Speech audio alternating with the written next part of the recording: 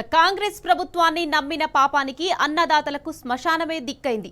భూముల అమ్మకాల్లో బిజీగా ఉన్న రేవంత్ సర్కార్కు రైతుల నుంచి ధాన్యం కొనే తీరిక లేకుండా పోయింది. 15 రోజులైనా కొనుగోలు కేంద్రాలు తెరుచుకోకపోవడంతో కొత్తగూడెం జిల్లా సోములగూడెంలో శ్మశానం దగ్గర రైతులు రాత్రులు నిద్రపోవాల్సి వస్తుంది. ఈ మేరకు రైతు శ్మశానంలో నిద్రపోయిన ఫోటోను BRS working president KTR tweet చేశారు. సర్కార్ నిర్వాకంతో రాష్ట్రంలో వ్యవసాయ సంక్షోభం నెలకొందని మండిపడ్డారు. రైతు బతికుండగానే ఇలా వల్లకాడుకు చేర్చిన పాపం కాంగ్రెస్ ను వెంటాడడం ఖాయమన్నారు కేటీఆర్.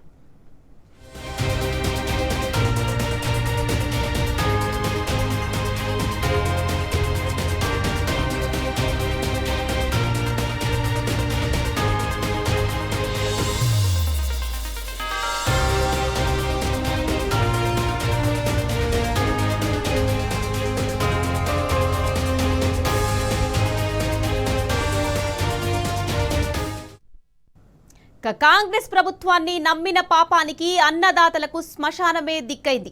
భూముల అమ్మకాల్లో బిజీగా ఉన్న రేవంత్ సర్కార్కు రైతుల నుంచి ధాన్యం కొనే తీరిక లేకుండా పోయింది.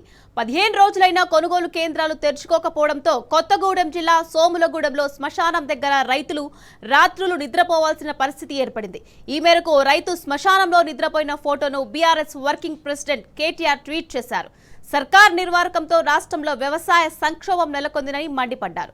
రైతు బతికుండగానే ఇలా వల్లకాడుకు చేర్చిన పాపం కాంగ్రెస్ ను వెంటాడడం ఖాయమన్నారు కేటీఆర్.